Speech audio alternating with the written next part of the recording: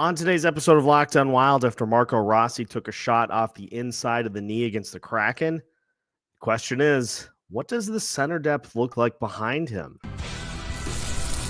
Hey, this is Matt Boldy, and you're listening to Locked On Wild. You're Locked On Wild, your daily podcast on the Minnesota Wild, part of the Locked On Podcast Network, your team every day. What's happening, everybody? Welcome into another episode of Locked On Wild, your daily Minnesota Wild podcast, part of the Locked On Podcast Network. We are your team each and every day, and we thank you for making Locked On Wild your first listen each and every day. Make sure you subscribe on YouTube and your favorite podcast platforms so you don't miss out on any new episodes throughout the week. Today's episode of Locked On Wild is brought to you by FanDuel. Right now, new FanDuel customers can get $200 in bonus bets if your first $5 bet wins. On today's episode of Locked On Wild, we will take a look at what the center depth looks like for the Minnesota Wild right now. Rossi obviously leaving the game against the Seattle Kraken early. Now he has returned to practice, but it's interesting to look at that with the potential, with the amount of injuries that have already happened this year. You never know. We'll also take a look at Matt Boldy snapping a lengthy goal drought, and we'll take a look at where his numbers actually stack up. And we'll talk about Jonas Brodin's impending return. And you're not going to guess, you're never going to guess who is coming out of the lineup for him. My name is Seth Topal, host of Locked On Wild. And folks, it has been a busy week. Appreciate you hanging in with me here. We will have an episode for you tomorrow, taking a bigger look at the game against the Buffalo Sabres. But for today, wanted to just talk a little bit about a few things to pull from the game against the Seattle Kraken. And the number one thing was Rossi getting hurt after logging just 3 minutes of ice time against the Seattle Kraken. And of all the players to suffer an injury, thankfully, it sounds as though he may have avoided anything major with the fact that Rossi was at practice earlier today. But, you know, it left the Wilds in a bit of a bind with Rossi out of the game. Obviously, the Wild ended up beating the Seattle Kraken by a score of 4-0, but this begs an interesting question. If Rossi were to miss time, who the heck fills the center's spots for the Minnesota Wild during the course of a game? We obviously know a couple of who would take over in those instances. Obviously, Freddie Gaudreau has been bottom of the lineup for a majority of the season. You know, third, fourth line, mostly third. But he would obviously elevate to a much higher spot in the lineup. Ended up taking 20 faceoffs against the Seattle Kraken. Ryan Hartman took 18. Brendan Gaunce took 9. Matt Boldy took 1. Rossi got 1. And Devin Shore got 3. So I think your answer is pretty clear-cut for the Minnesota Wild if this would be something that they would need to deal with. Freddie Gaudreau would probably be your number 2 center. Ryan Hartman, I would imagine, would get elevated. Now, Hartman's play lately has been a nice step in the right direction. He scored goals in 2 straight games and has 3 goals in the last 6. So I would imagine he is the one, based off of his ability to log shots on goal, I would imagine he would be the one that would get the top line nod over Freddie Gaudreau. Then you elevate Devin Shore to line 3, and you probably go Brendan Gaunce as your 4th line center. Not super awe-inspiring in terms of that center lineup, but that's probably the route you go that causes the least bit of disturbance. The problem is there's one key area that losing Marco Rossi would really hurt you. It's an area that the Wild have struggled with without Joel Eriksson Ek in the lineup as well. Who the heck is going to go to the net? You brought in Justin Brazeau to fill that type of role, but we are seeing, I think, a continuation of what led to him being expendable from the Boston Bruins. Brazeau came in on a 17-game goalless drought. His last goal of the season occurred on January 5th against the New York Islanders, another slow team. And with the Minnesota Wild so far, he has played in a total of 7 games and has 2 shots on goal. And, you know, I was listening to Michael Russo the other day, and this is a thought that I had at the trade deadline. Russo reinforced it, which makes me feel like it's probably an appropriate take. This was one of the reasons I think that I was not super thrilled about the Brazeau acquisition is you were already down Joel Eriksson Ek. You really can't afford to lose another center. And so if you're going to use assets to do anything, center would have been my first choice. And the name that I brought up, the name that was mentioned, was a guy like Nico Sturm, who obviously is a former Wild center.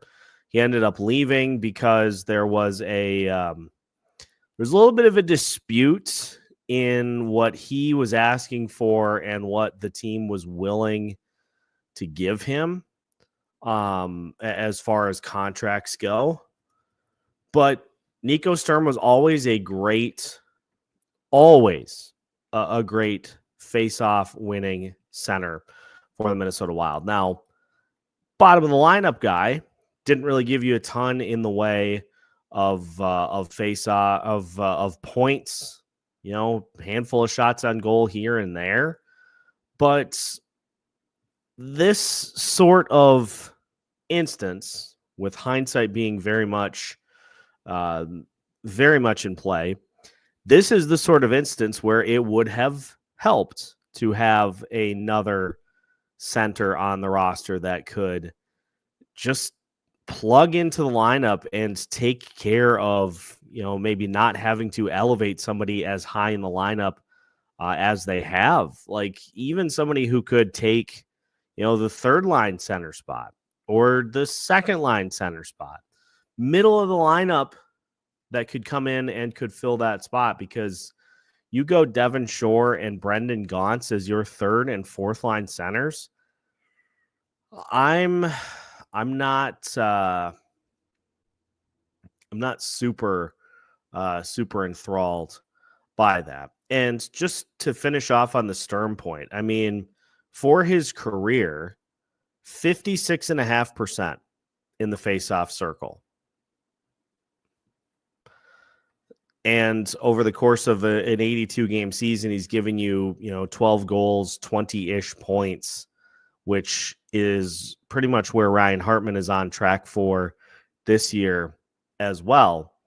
And the acquisition cost for the Florida Panthers to acquire Nico Sturm, well, it's I gotta feel like it was not as hefty of a price to pay as the Wild played to land Justin Brazeau or to land Gustav Nyquist.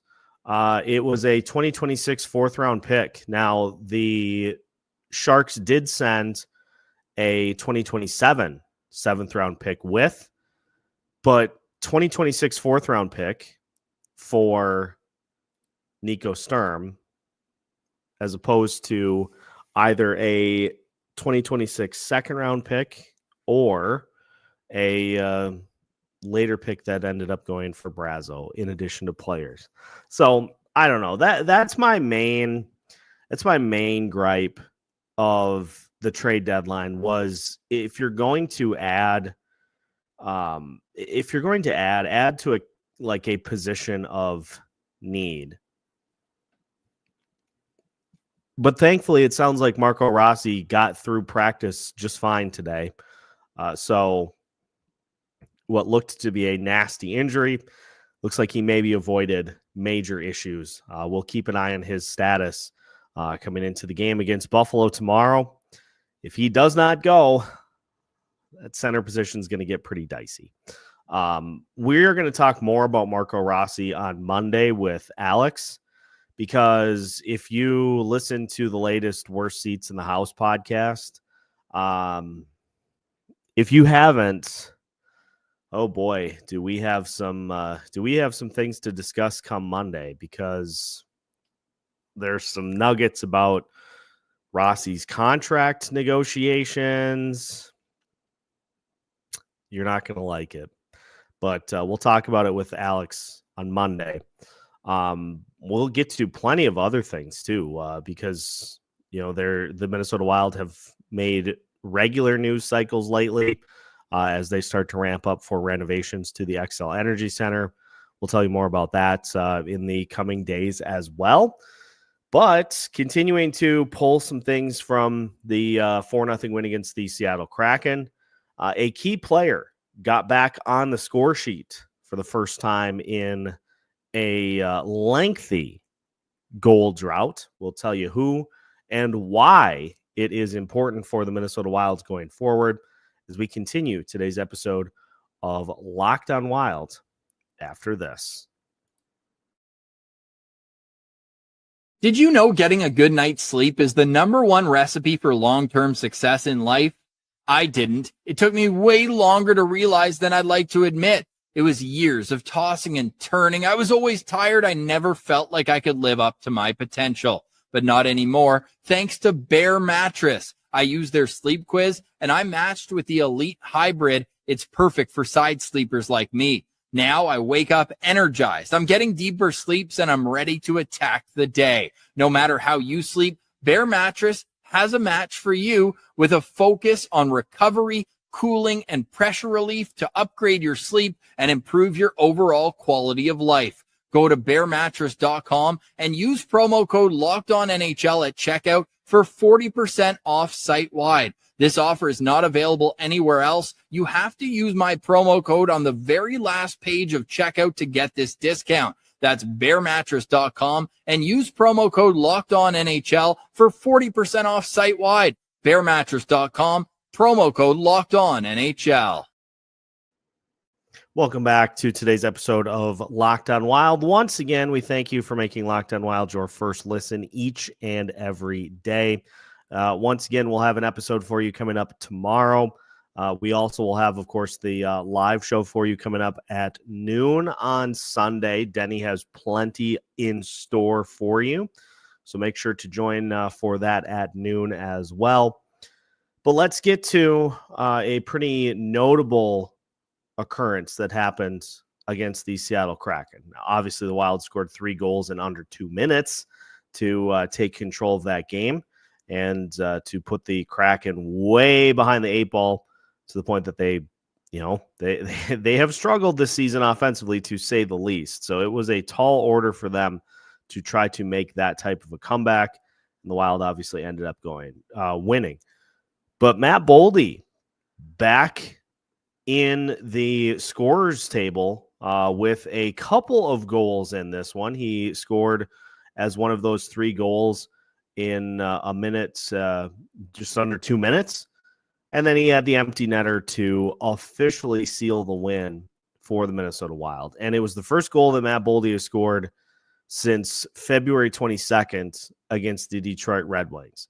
That was a span of 11 straight games without a goal. In that span, he had 6 assists.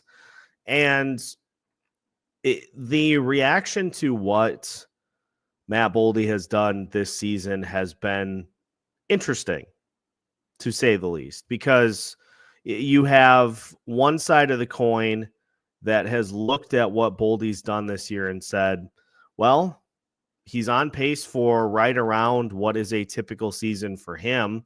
He's projected for 69 points in a full 82 game season. That's not far off of his standard levels of performance, at least from a points perspective.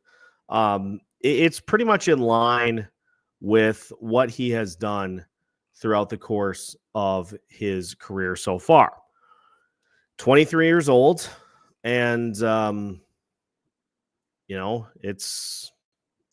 he's not far off of the things that he's accomplished over the course of his 4-year career so far. But here's where I take a little bit of issue with that.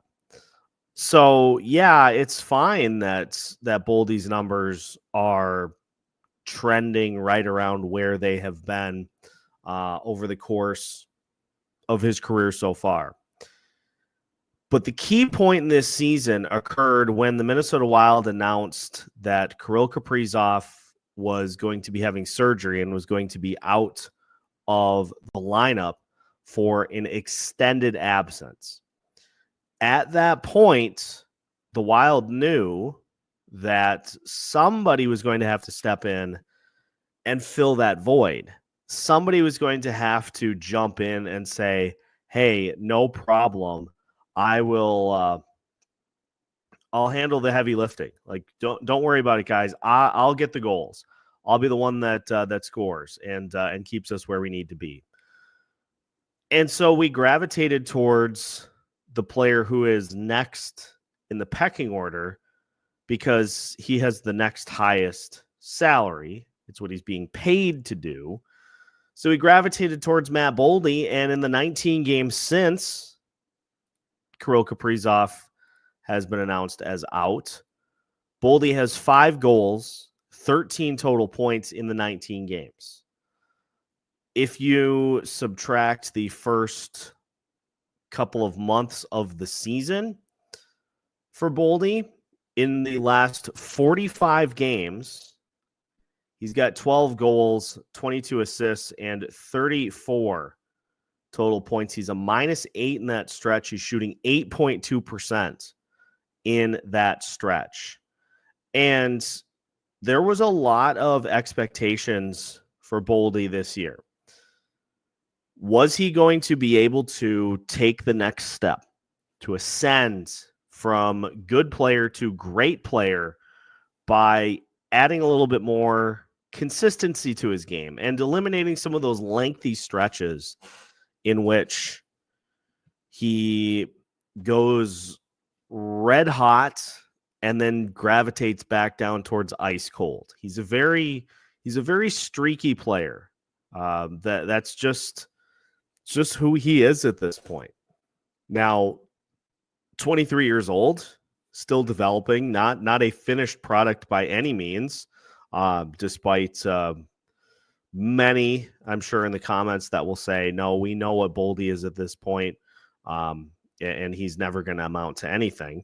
I disagree with that, but this has got to be a learning moment, a learning opportunity for a player like Boldy.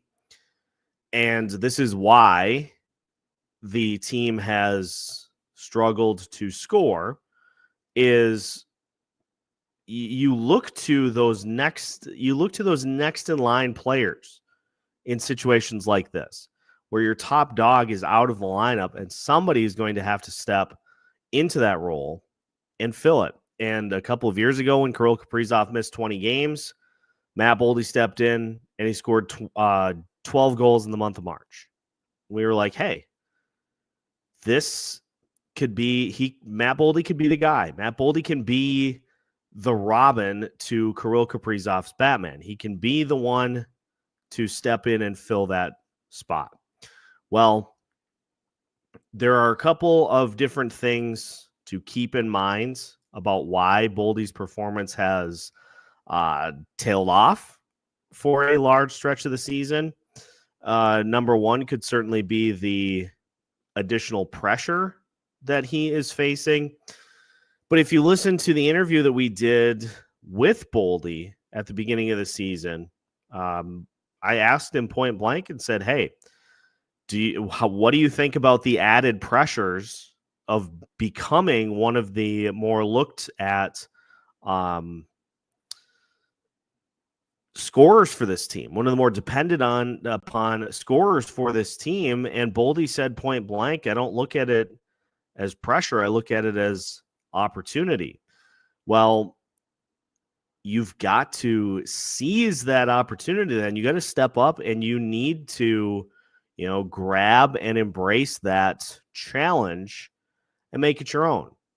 And Boldy just has not been able to deliver to that level here since Kirill Kaprizov went on long-term injured reserve. Now, he's facing additional pressure from teams. I'm sure there's pressure on him to execute, but this is going to be kind of what marks him as a player until he takes that next step and until he can eliminate some of those lengthy stretches and take a goal drought and cut it from 11 games, cut it to 6. Just try to limit some of the droughts over the course of the season, because he not only had 11 straight games without a goal, he had a stretch in which he scored just 1 goal in 20 games. And $7 million a year, you need to have a better level of production than that. So is his production in line with where it's been in previous seasons? Sure. Did we expect him to take the next step and to go to a 70, 80 point a year player? Yes, we did. And so it's a learning moment for Matt Boldy in that, there just needs to be an understanding that when these types of injuries happen and key players are out of the lineup, he is going to be looked upon by virtue of his salary and by virtue of where he's at in this lineup. He's going to be looked upon to help fill that void. It's not all on him. It's not all on the expectations are not on him alone to fill that role, but he is going to be one of the players that is looked upon in order to help fill that void. So teachable moments occur in life all the time. And the only way to properly utilize them is to learn from them. And so I hope Boldy takes this season as a growth opportunity and a learning point. I'm going to be very interested to see if this kind of propels him to a hot stretch through the rest of the season. Because the part of it too was a little bit of being snake bit, a little bit of bad puck luck, but I think a large portion of it was just not meeting the moment, not meeting the level of need and urgency that there was when Kirill Kaprizov left the lineup. So let's make it 2 games in a row. Let's see if Boldy can get on the score sheet against the Buffalo Sabres and turn it into 2 straight games with a goal after 11 straight games without one. That's really all you can do at this point, is just learn from it and just try to do better in future circumstances. As we mentioned, we'll have an episode for you coming up tomorrow, taking a much deeper dive into the game against the Buffalo Sabres. But I did want to finish by talking about an impending return that is going to help the Minnesota Wild defense, or will it?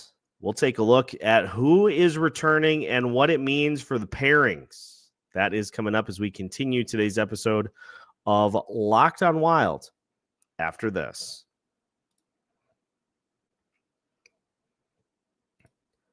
Today's episode of Locked on Wild is brought to you by FanDuel. March Madness is here, and FanDuel is giving you the chance to get in on the action like never before.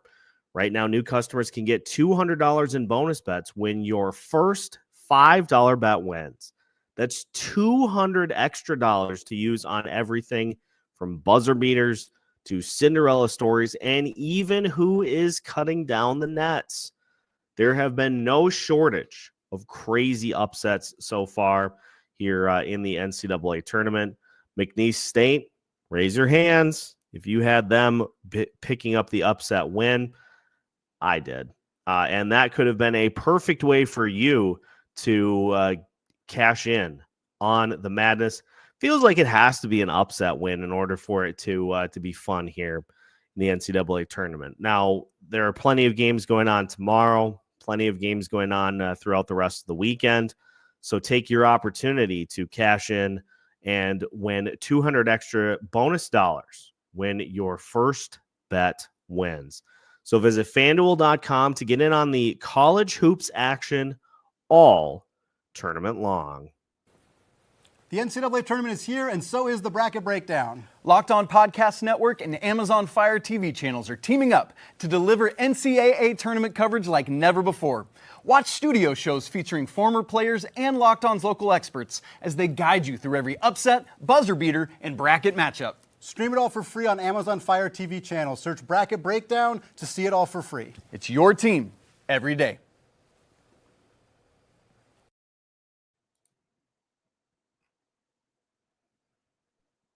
Final segment of today's episode of Locked On Wild. And once again, we thank you for making Locked On Wild your first listen each and every day. Again, thanks to everybody for putting up with what has been a very busy week for me with multiple trips to the cities and a chance now tomorrow to call a state championship game in boys basketball. First time I've ever had the chance to do that. So that should be a ton of fun. Coming up tomorrow. That means that unfortunately there will be no postcast after tomorrow's game. But what that also means is that that should pretty much do it for obligations on weeknights until the hockey season is done, which means that we are going to start ramping up the postcasts once again in the frantic finish to the season. So we'll get back to it in full swing come next week. I didn't want to bury the lead too much as the Minnesota Wild had Jonas Brodin as a participant in practice earlier today. And John Hines said, while it is not 100%, it is very likely that Jonas Brodin is close. He could return as early as the game against Buffalo, which means that Brodin is going to come in and somebody is going to come out of the lineup. Well, who could that possibly be? Well, with the fact that David Juracek was first practicing with Declan Chisholm and then was promptly sent down, it's going to be Declan Chisholm that comes out of the lineup in favor of Jonas Brodin, which means that yet again, the third pairing of Zach Bogosian and John Merrill lives to fight another day. And I continue to kind of find myself wondering, how does this keep happening? It's like the Breaking Bad meme where Jesse Pinkman is screaming at the air. He can't keep getting away with it. Every instance in which it seems like there are going to be some changes, we see that there are in fact not. And so I wanted to go to the numbers here because there are a few pairings for the Minnesota Wild that have logged enough minutes to qualify as some of the league leaders in various defensive metrics. And so we'll look at, there are a few pairings that obviously have a ton more minutes than these Wild D pairings because of the injuries. But we just set the parameters at 400 minutes played together to try to get a sense as to where these pairings are at in terms of different defensive metrics. So the first Wild pairing that pops up on the goals against per 60 minutes. Now, this is not expected goals. This is 100% actual goals scored against per 60 minutes. And the combination of Declan Chisholm and Jared Spurgeon, who have played 488.7 minutes together, they clock in fifth with 1.44 goals against per 60 minutes. Next up is the number 9 spot to Jake Middleton and Brock Faber. 808 minutes played together for those two. And they check in with a 1.56 goals against per 60 minutes. In roughly 53 games of ice time, they have allowed 21 goals. For Declan Chisholm, Jared Spurgeon, they played 42 games together. They've allowed 12 goals. So you got 2 pairings in the top 10. John Merrill and Zach Bogosian check in at 18th on the list. 481.2 minutes played together. Their goals against per 60 minutes, 1.75. So top 20 for those two. They have been responsible for 14 goals against in 54 games played together. Now, the numbers as far as a goals for go, Declan Chisholm and Jared Spurgeon have been on the ice for 16 goals scored by the Minnesota Wild. Jake Middleton and Brock Faber have been on the ice for 29. So their goals percentage is above 50% for both Chisholm and Spurgeon and Middleton and Faber. For Merrill and Bogosian, it's at 41.7. 41.7% of the time goals are scored, it's by the Minnesota Wild. And that equates out to a 1.25 goals for per 60 minutes. Even though they are 18th in goals against per 60 minutes, the goals for amongst pairings that have played 400 minutes together, dead last. So yes, they may be offering you solid defensive performance, and there are only 3 pairings, 3 Minnesota Wild pairings that make this list. That's it. But they offer you nothing offensively. And this is why I think the decision to now sit Declan Chisholm, this is why I think it is met with some question and some pessimism. And the decision to not put David Jiricek into the lineup is met with some question and some pessimism. Because what is the single thing that the Minnesota Wild are struggling with right now? It's not team defense. It's not goaltending. It's offense. And logic would suggest if your forwards are struggling to score, maybe the defense can help them out. And I feel like 2 players that could help offensively are Declan Chisholm and David Jiricek. Do they need some work on the defensive side? Of course they do.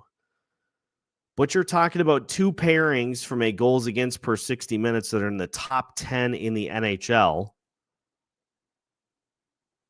And I feel like you could probably mask a little bit of that while also taking the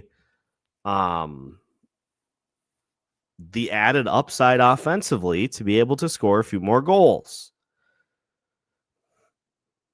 But once again,